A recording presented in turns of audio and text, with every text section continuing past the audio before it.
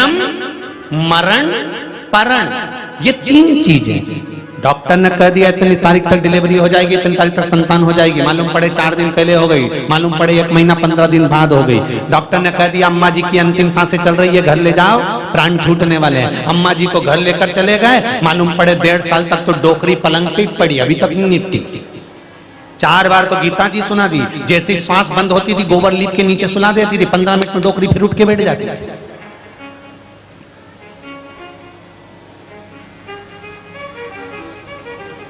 अब जरा सोचिए, डॉक्टर ने कहा था इसकी अंतिम सांसें चल रही है, 2-4 साल तो ये निकल दिया। और पंडित जी ने पत्रिका देखकर बताया था खूब लंबी उम्र है, खूब यश लिखा है, और गज केसरी योग लिखा है, और ये लिखा है, और वो लिखा है, सारा बता दिया कि खूब सुंदर योग है, खूब जोरदार उम्र है। और मालूम पड़े कोरोना महामारी आई और निपटी पड़ा, ले अब पत्रिका दिखा है।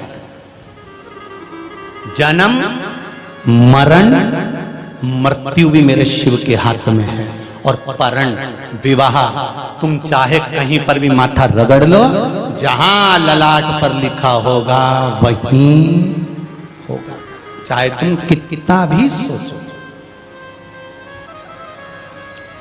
जब सब कुछ उसके हाथ में तो फिर हम 10 जगह क्यों भटके?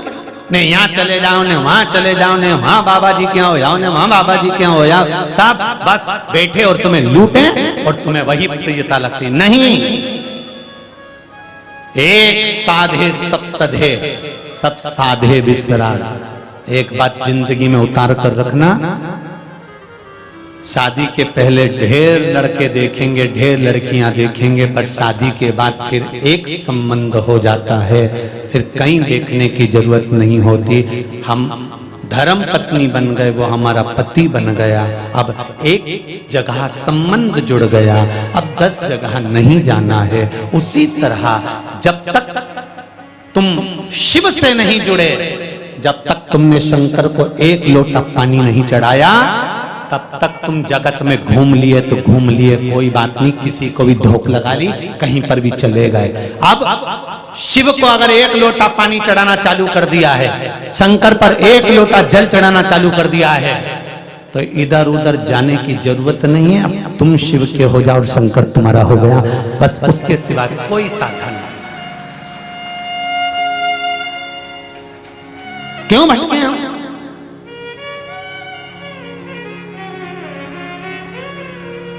बड़ी मुश्किल से नर तन मिला है, ये गंवाने के काबिल नहीं है।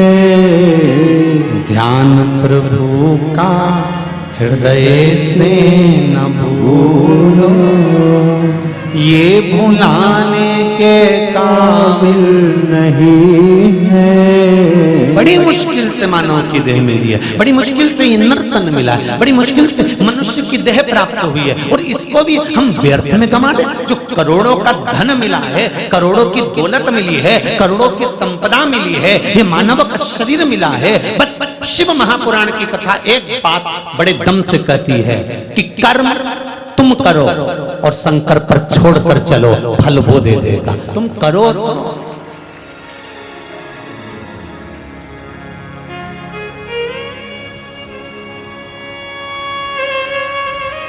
पर लोग कर्म करना ही नहीं चाहते ना। आज के लोगों को तो बस कहीं का ऐसा महाराज मिल जाए जो ऐसी बुढ़की घुमा के फूंक मार के फेंक दे और नीचे से जमीन में से हंडा निकल जाए और हम करोड़पति बन जाए।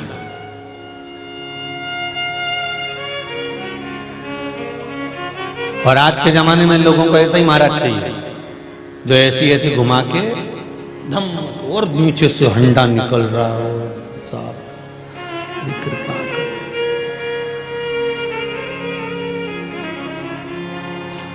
यूं करा और हाथ में रुद्राक्ष आ गया, ये लो। ऐसा कहीं का महाराज मिले तो मेरे को भी ले चल जोरी जी। इतनी कथा नहीं बांचना पड़ेगी, एक ही बार में महाराज का चरण पकड़ लूंगा, कह दूंगा दादा वो कुबेरेश्वर धाम बन रही है, उनको पूरा बना दे, 2-4 हंडा निकाल के दे दे। ऐसा कहीं का मिल जाए तो बता देना। हो कर्म करो, मेहनत करो और कर्म करते करते, मेहनत करते करते एक लोटा जल शंकर को चढ़ाते रहो। क्यों? क्योंकि अपने पिता को, अपनी माँ को, घर के बुजुर्ग को जब घर का बेटा सारे दिल की बात बता देता है, कितना भी घाटा लग गया, कितना भी नुकसान हो गया, कोई पड़ोसी तुम्हारे नुकसान को नहीं भरेगा। रिश्तेदार तुम्हारा डब्बा, अगर तुमने शेयर मार्केट में पैसा गायब कर दिया, शेयर मार्केट में गया, डब्बे में गया, कर्जे में आ गए, तो कर्जा कोई तुम्हारा पड़ोसी नहीं भर देगा, रिश्तेदार नहीं भर देगा, नातेदार नहीं भर देगा। अगर कर्जा हो भी गया, दुख आ भी गया, बेटा अगर तकलीफ में आ भी गया, तो अपने माँ बाप के पास जाए और मम्मी के पास जाकर, पिता के पास जाकर बैठकर एक बार अपने बाप को, अपने पिता को, अपनी माँ को गले लगाकर अगर बेटा कह दे, मम्मी बहुत दुखी हूँ, पापा बहुत तकलीफ में हूँ, क्या हो गया बेटा, क्या हुआ पापा, तुमने जो दिया था मैंने सब उड़ा दिया पापा, सब लगा दिया शेयर मार्केट में, सब बर्बाद कर दिया पिताजी, कुछ नहीं बचा। इतने में बाप कहता है क्यों चिंता करता है? माँ कहती है टेंशन मत ले बेटा, कुछ भी गलत करने की जरूरत नहीं है। माँ गई अंदर से अलमारी में से रकम निकाल के लाई, ले ये भेज दे, एक बार फिर दुकान लगा, फिर आगे बढ़, फिर मेहनत कर, और बेटे को माँ अपनी दौलत निकाल कर दे देती है। पिता अंदर से लाकर थोड़ा पैसा निकाल कर दे देता है, जो बुढ़ापा संभालने के लिए रखता है बाप, वो निकाल कर अपनी औलाद को दे देता है कि इससे आगे बढ़ जाना। बस मैं वही समझाना चाहता हूँ कि एक घर में बूढ़ा बाप, एक घर में बुजुर्ग, हमारे भी घर में बैठा है, हमारे भी मंदिर में हमारा शंकर बैठा है। जब जिस मंदिर में तुम जाते हो, एक बार अगर घाटा लग भी जाए, दुख आ भी जाए, कर्जा बढ़ भी जाए, एक बार शंकर के पास जाकर दिल से एक लोटा पानी चढ़ाकर नंदी के पास बैठकर उसके चरण को पकड़कर उससे कहकर तो देखो रे नंदीश्वर, एक हरी मूंग का दाना उसके पास रखकर कहो तो, ए नंदी गलती हो गई, बहुत दुखी हूँ, तू शिव जी को लेकर रोज भ्रमण पर निकलता है, एक बार मुझ पर करुणा करवा दे, नंदी कृपा करेगा, शिव को लेकर तेरे दरबार पर खड़ा मिलेगा। क्यों चिंता करना हमको?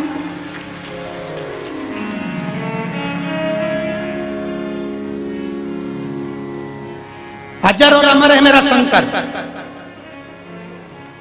इसलिए अमरनाथ की गुफा में बैठकर कथा सुनाता है मेरा शंकर। ब्रह्मा ब्रह्मलोक में रहते हैं, भगवान विष्णु वैकुंठ में रहते हैं, पर मृत्यु लोक में रहता है मेरा शंकर।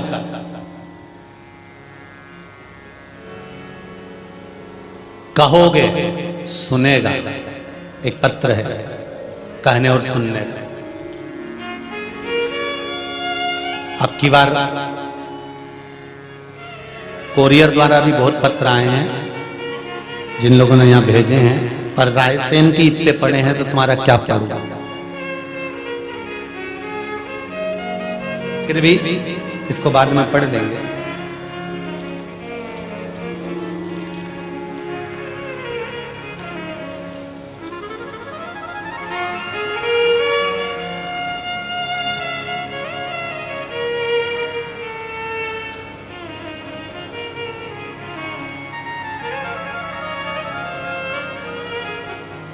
मीना सेंगर,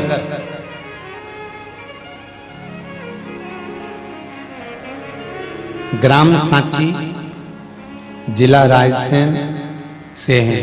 कहीं बेटी हो तो हाथ हिला दीजिए। मीना सेंगर, उन्होंने पत्र में लिखा है, अगर बेटी हो तो हाथ हिला देना। मेरी कमर में गांठ थी, गठान हो गई थी, पशुपति व्रत किया, जल वाला प्रयोग किया, बाबा देवाधिदेव महादेव की कृपा से डॉक्टर को दिखाने के लिए गई और मेरी गांठ गल चुकी थी। ये पत्र में लिखा है, ये पत्र है शिव, ये पत्र लिखा है। मत मानना उसको, केवल कंकर मत मानना, उससे दिल से कहो। फिर कहूंगा, जितने लोग आस्था चैनल पर कथा सुन रहे हैं, जितने फेसबुक यूट्यूब पर सुन रहे हैं, और जितने इस रायसेन के पावन इस दशहरा मैदान में कथा सुन रहे हैं, दिल से कहना, इस 7 दिन में जो कहोगे 3 महीने के अंदर मेरा बाबा तुमको दे ही देगा। ये पक्का दिल से वो साधारण नहीं है, कुबेर भंडारी है। आप उससे कहो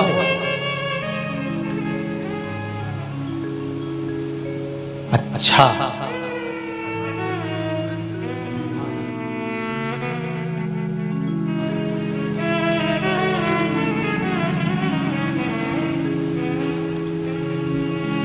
दिल से कहो, वो सुनेगा।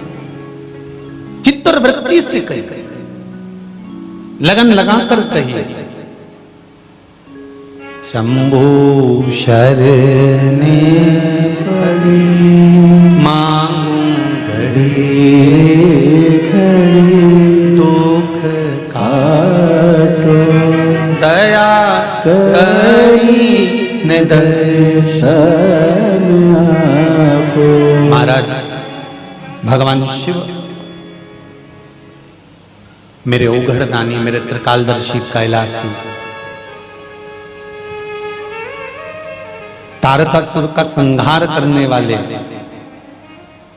कार्तिकेय को प्रेरणा देने वाले और कार्तिकेय के माध्यम से, स्कंद देव के माध्यम से तारकासुर का संहार करने वाले मेरा शिव ओघड़ी साधारण है। उस पर अगर कुछ समर्पित भी किया गया है, उसके दरवाजे पर अगर आप जा भी रहे हो तो उसमें कुछ ना कुछ आपका भगवान भला ही करने वाला होगा। कल कथा में राहु की पत्नी सिम्मी देवी ने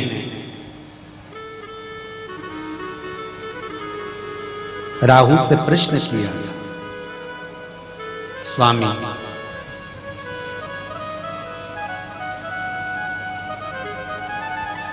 आप शंकर भगवान की जटा में कैसे पहुंचे?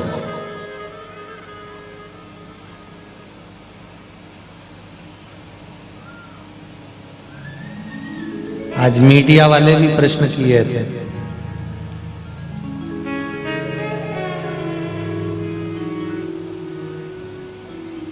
कि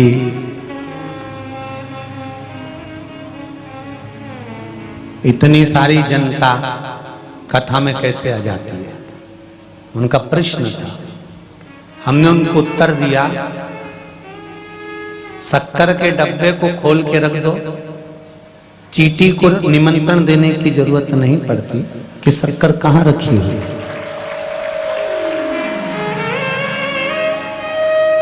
अनाउंसमेंट करने की जरूरत नहीं पड़ती कि शक्कर का डब्बा कहां खोल कर रखा है, शक्कर का डब्बा कहां रखा गया है। जो शंकर के भगत होते हैं, जो राम और कृष्ण के भगत होते हैं, भगवान के जो उपासक होते हैं, उन्हें भगवान को ढूंढने की जरूरत नहीं होती। भगवान टार्च चमका के उनको ढूंढ कर बुला लेते हैं। ये शिव कथा है, उनको ढूंढने की जरूरत नहीं है। आप तो केवल उसका दिल से नाम तो लो। सिम्मी देवी ने भी एक प्रश्न किया कि आप शिव की जटा में कैसे पहुंच गए? शंकर की जटा में तो चंद्र है, शंकर की जटा में गंगा है और शंकर की जटा में राहु भी है। शंकर भगवान के गले में दो तरह की माला का दर्शन होता है।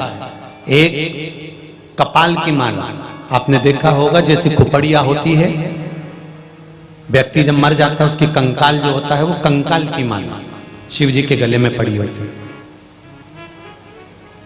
और एक शिव जी के गले में जो माला होती है उसमें मूछे बनी होती है। आप लोगों ने राजा महाकाल के मंदिर में, काशी विश्वनाथ जी के मंदिर में आप लोगों ने इस माला का दर्शन करा होगा कि चांदी की मुंड की माला, उसमें मूछ बनी हुई है, और एक मुंड की माला होती है जिसमें केवल कंकाल होता है, चेहरा कंकाल। दो तरह की माला होती है। जो कंकाल की माला होती है वो माला और जो मूछ वाली माला होती है, मुंड की माला, इन दोनों में क्या अंतर है? जो कंकाल की माला भगवान शंकर के गले में अपन दर्शन करते हैं, ये कंकाल किसी और के नहीं, भगवान शंकर के जो मंगल विवाह माता पार्वती जी के साथ में पहले हुए हैं, पार्वती जी के जो 50 बार भगवान शंकर के साथ में, 51 बार भगवान शिव के साथ में माता पार्वती के विवाह हुए हैं। पार्वती का जन्म 51 बार पहले हो चुका है। कभी कात्यायनी, कभी कुष्मांडा, कभी चंद्रघंटा, कभी स्कंदा, कभी सती, कभी उमा। ऐसे माता पार्वती के ना जाने कितने अवतार हो चुके हैं। जितनी बार माता पार्वती जन्म लेती थी उतनी बार प्राण माता पार्वती के छूटते थे। हर बार माता पार्वती अमर कथा सुनने के लिए जाती थी पर कथा नहीं सुन पाती थी।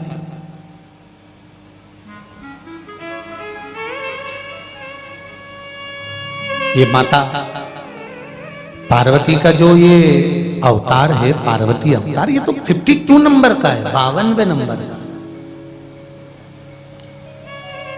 इससे पहले 51 तो चले गए।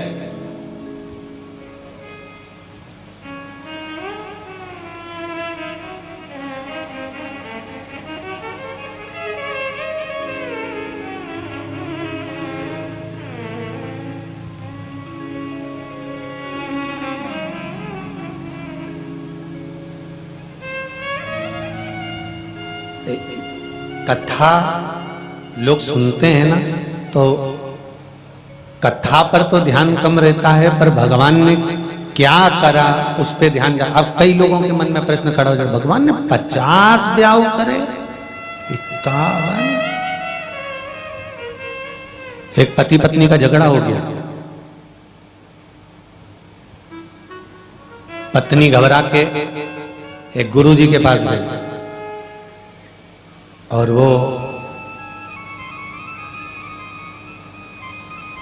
गुरुजी से जाकर खूब रोई, गुरुदेव मेरा पति जब भी झगड़ा करता है एक ही बात कहता है, तुम मेरे से सीधे रिया कर। भगवान कृष्ण ने 16,108 रानी से ब्याह करा था, दूसरा कर लो। गुरुदेव बड़ी तकलीफ में हूं। हमने भी कह दिया, काहे की चिंता करना, अब की बार वो धमकी दे तो तू मत चूकना। तू भी कह देना द्रौपदी के 5 थे, तू काहे को टेंशन लेती। और उसने जो कहा, तू मेरे से सही से रिया कर, जरा बता दे रही हूं, पहले मैं तेरे को बता रहा हूं। भगवान कृष्ण ने 16,108 रानी से शादी करी थी, मैं दूसरी कर लाऊंगा। इतने में आ गई दंदनाती, शिव पुराण सुन के आई थी। धमकी तो देना ही मती। द्रौपदी के भी 5 थे। उस दिन से पति बोला ही नहीं, बापड़ा एक शब्द नहीं। उसके बाद नहीं बोला, फिर तो उसने आरती गई नवरात्रा में, अम्बे तू है जगदम्बिका, इसमें कहीं नहीं गई। फिर बोले तो बोले क्या? अरे भाई अब गुण मत देखो, थोड़ा गुण देखने का प्रयास करिए।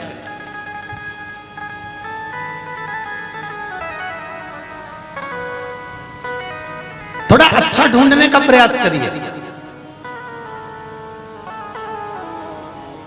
पर जिसकी चित्त वृत्ति में अच्छा भरा ही नहीं होगा तो बच्चा ढूंढेगा कैसे? कलकत्ता में कहा था, जैसा चश्मा लगाओगे वैसा दिखेगा। पापी को पापी, कपटी को कपटी, बेईमान को बेईमान, ईमानदार को ईमानदार, धर्मात्मा को धर्मात्मा, पुण्यात्मा को पुण्यात्मा दिखता है। साहूकार को साहूकार, सत्कर्मी को सत्कर्मी दिखता है, ढोंगी को ढोंगी, प्रपंची को प्रपंची दिखता है, ईमानदार को ईमानदार दिखता है। आपकी दृष्टि जैसी होगी सामने वाला वैसा दिखेगा।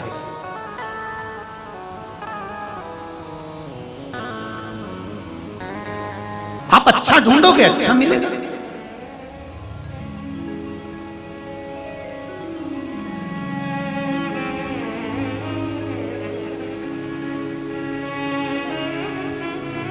दुनिया कितना भी अपशब्द कहे, दुनिया कितना भी ताना दे, कितनी भी गाली दे, कितना भी आड़ा टेढ़ा बोले, आपके लिए चाहे हमारे लिए, दुनिया का कोई संसार में ऐसा मानव नहीं जन्मा जिसके ऊपर उंगली नहीं उठाई गई हो। चाहे मेरे राजा रामचंद्र क्यों ना हो, उन पर भी उंगली उठा दी थी कि सीता को लेकर आ गए। भगवान कृष्ण थे, उन पर भी उंगली उठा दी कि तुमने चोरी करी है, रतन चुरा लिया। सत्यजीत ने चोरी का इल्जाम लगा दिया। जब दुनिया के लोग परमात्मा को नहीं छोड़े तो जी जी हरियो रायसेन वाली कोई तुम्हें और हमें छोड़ेगा? ना जाने कितने कौवे तैयार बैठे होंगे कि बस पाड़ा मरे और हमके छीछड़े निकाले।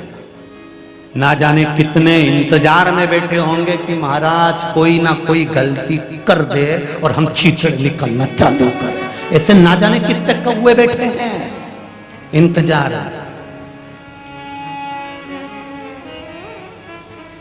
और केवल ये महाराज के लिए नहीं, मृत्यु लोक में जो जन्म लेता है, मानव का शरीर जिसको मिला है, चाहे वो भगवान राम हो चाहे वो भगवान कृष्ण हो, मृत्यु लोक में अगर जन्म लिया है तो दुनिया के लोग अब शब्द कहे बिना नहीं रहेंगे।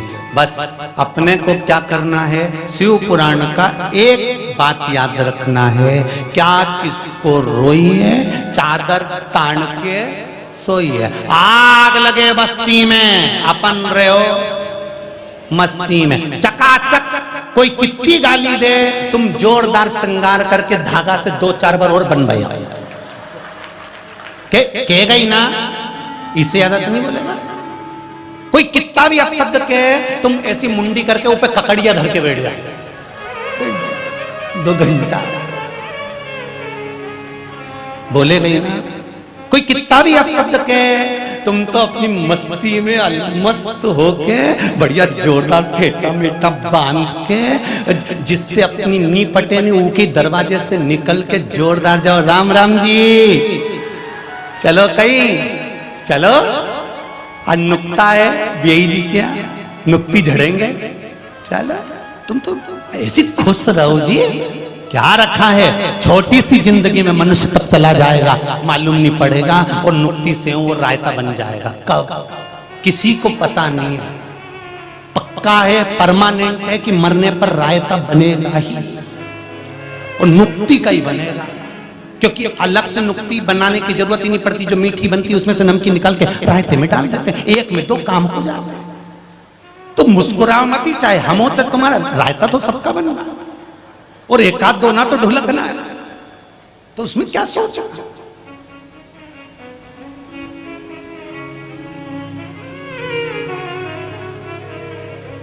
बस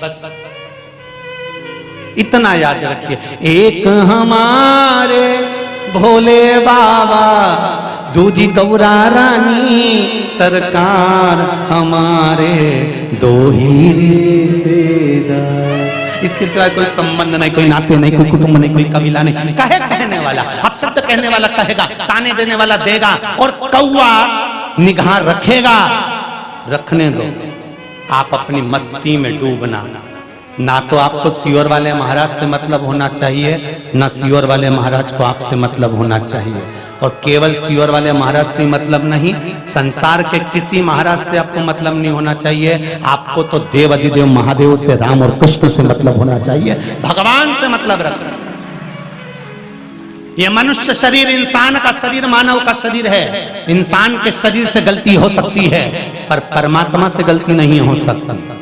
उसने अगर तुम्हारा निर्माण करा है कुछ सोच समझ कर करा होगा, उसको भजो, महाराज को नहीं। भगवान को भजो, इंसान को नहीं।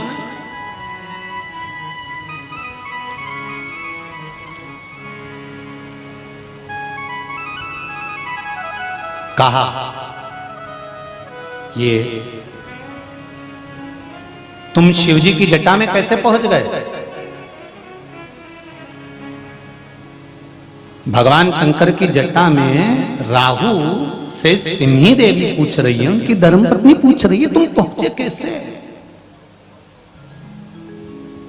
2 तरह के मुंड दिखेंगे, कंकाल ये पार्वती जी के जो स्वरूप हुए थे उनका शीश है, शिव जी ने अपने पास रखा है। दूसरा जो मूंछ वाला है, मुंड की माला नजर आती है, ये कोई दूसरा नहीं, ये राहु था। चंद्र ऊपर, राहु अंदर। चंद्र को डर लग रहा था, सिर पे पसीना आ रहा था, राहु को देखकर कांप रहा था कि भगवान शंकर ने यह क्या करा, मुझको भी शीश पर रख लिया और राहु को भी शीश पर रख लिया। तो चंद्र को पसीना आ रहा था, वो पसीना नीचे टपक रहा था। चंद्र अमृत पी चुके थे, अमृत पिए हुए चंद्र का पसीना जब राहु को मिल रहा था तो राहु के मुख से जो राल टपक रही थी उससे उसके और मुखों का निर्माण होता चला जा रहा था, जो शंकर जी के गले में मुंड बनकर रखा रहा था। शिव के गले में जो मुंड रखे हैं वो राहु के शीश है।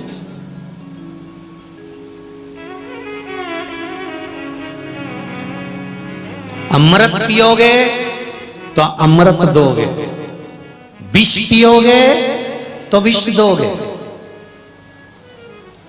अच्छा पियोगे अच्छा ही दोगे।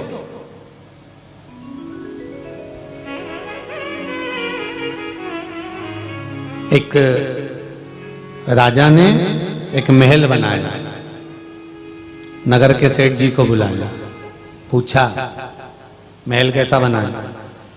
बहुत जोरदार, पर इसमें एक कमी है। क्या? दरवाजा छोटा रख दिया।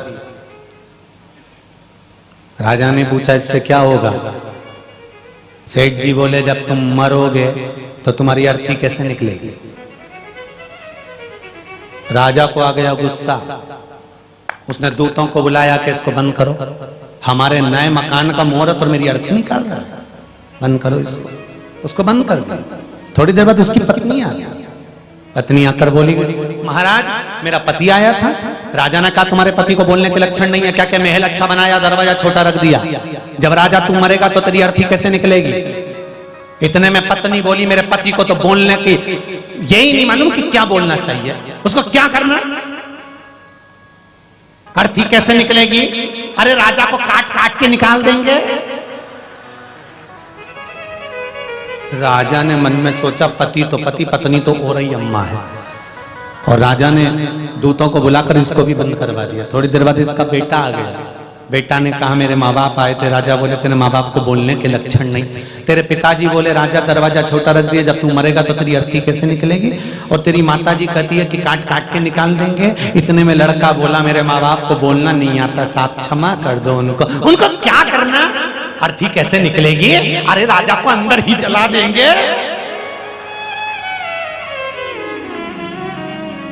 राजा तो बेचारा चक्कर खा के नीचे गिर गया। उसको समझ में आ गया कि इनको किसी को बोलना नहीं आता। तो ये जो विचार है, ये सोच है, दुनिया के लोग कई लोग दुनिया के ऐसे ही पड़े हुए हैं जो बन के बैठना तो बहुत कुछ चाहते हैं पर बोलना आज तक नहीं समझ पाते, जान नहीं पाते। ये बुरा ही सोचेंगे, अच्छा नहीं सोचेंगे। अमृत होगा तो आप अमृत दोगे, विष होगा तो विष दोगे, तुम्हारे पर्स में रुपये होंगे तो तुम खुला पैसा होगा तो खुला दोगे, और नोट होगा तो नोट दोगे। उसी तरह तुम्हारे पास जो होगा तुम वही तो दोगे। अच्छा व्यक्ति अच्छाई देता है और बुरा व्यक्ति बुराई देता है।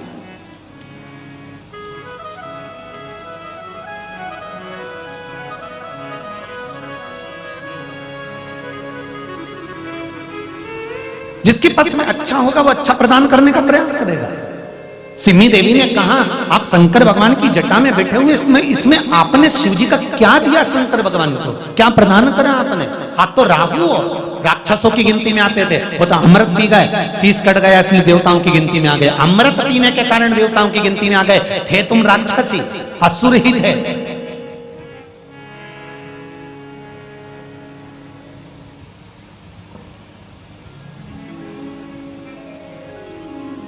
कितनी सुंदर बात कही है महाराज, सुन लो रायसेन वालों जरा अच्छे से।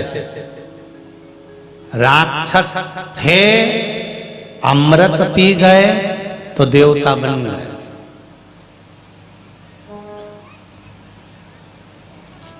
अभी भी कुछ नहीं बिगड़ा राक्षसों का। एक बार शिव महापुराण का अमृत जिसने पी लिया समझ लो वो शंकर का हो गया, देव बन गए। देव। मैंने तेरे ही भरोसे ओ बाबा तेरे ही भरोसे हवा बिच उड़ती जावांगी बाबा डोर हथों छठी में कटी जावांगी। अमृत मिला है अमृत लुटाओ मिला।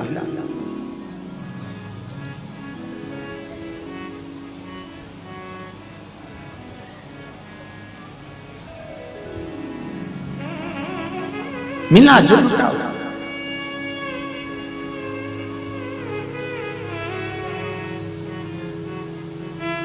अमृत है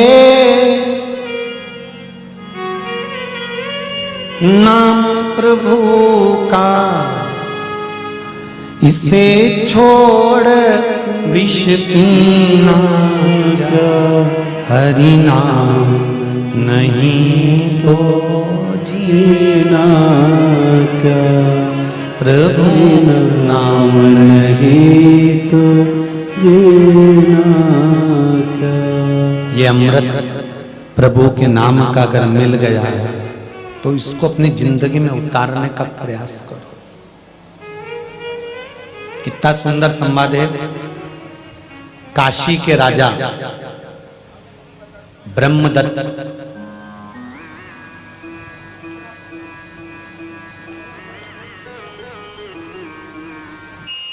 काशी के राजा ब्रह्मदत्त जिनके घर में संतान नहीं हुई बड़े दुखी हो गए। ब्रह्मदत्त बड़े तकलीफ में आ गए, बड़े कष्ट हो गए। जब ब्रह्मदत्त के यहाँ संतान नहीं हुई बड़े दुखी। अब जब व्यक्ति के यहाँ संतान नहीं होती ना तो पहले वो सारे देव धामी सब करियाए। देव धामी से अगर फर्क नहीं पड़ता तो फिर कहीं भूत प्रेत के पास जाए, फिर कहीं गलत जगह पर पहुंचता है और गलत जगह पर पहुंचकर वहां से चाहता है कि यहां से मुझे कुछ मिल जाए। मिला।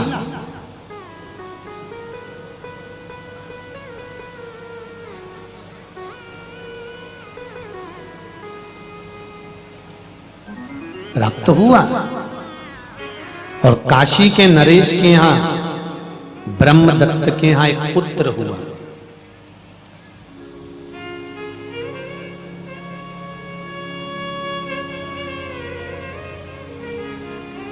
जिसका नाम था दृष्ट कुमार।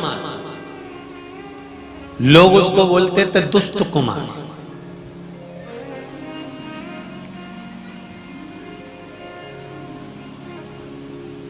अगर भगवान की मर्जी से कोई कार्य होता है तो वो कार्य सफल होता है, और भूत और प्रेत की मर्जी से अगर कोई कार्य होता है तो वो कभी सफल नहीं होता। राजा कंस की कथा कहती है।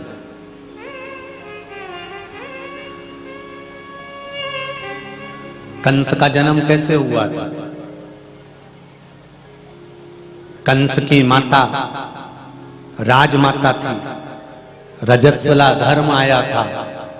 रजो धर्म के समय पर सिर धोकर वन में घूमने चली गई थी। वहीं दुमलिक नाम का एक असुर राजा का रूप रख कर आ गया था और इसके साथ रहना चालू कर दिया था। गर्भ ठेर गया तब दुमलिक असुर सामने आकर खड़ा हो गया कि तुम्हारे गर्भ में मेरी औलाद है। कंस की मां ने उस गर्भ को नष्ट करने का विचार कर लिया कि मैं इसको समाप्त कर दूंगी। कंस की मां से दुर्मलिक नाम के राक्षस ने कहा तुम्हारे गर्भ में संतान है, इसको मत मारो, तुम्हें मारने की जरूरत नहीं पड़ेगी। इसी के बल पर भगवान कृष्ण का अवतार होगा। भले ये राक्षस होगा पर इसके बल पर जब ये उपद्रव करेगा, कुछ गलत करेगा, तब तो भगवान प्रगटेंगे।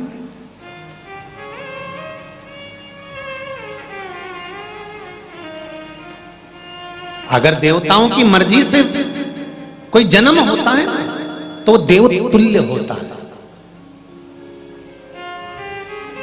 और अगर देवताओं की मर्जी से संतान जन्म नहीं लेती, कहीं तुमने जाकर कहीं आड़ी टेढ़ी जगह भूत प्रेत वालों के यहाँ अन्य जगह पर गलत जगह पर जाकर तुमने विनती कर ली, निवेदन कर लिया, संतान भी हो गई, पर वो संतान तुम्हें सुख देने वाली नहीं होगी।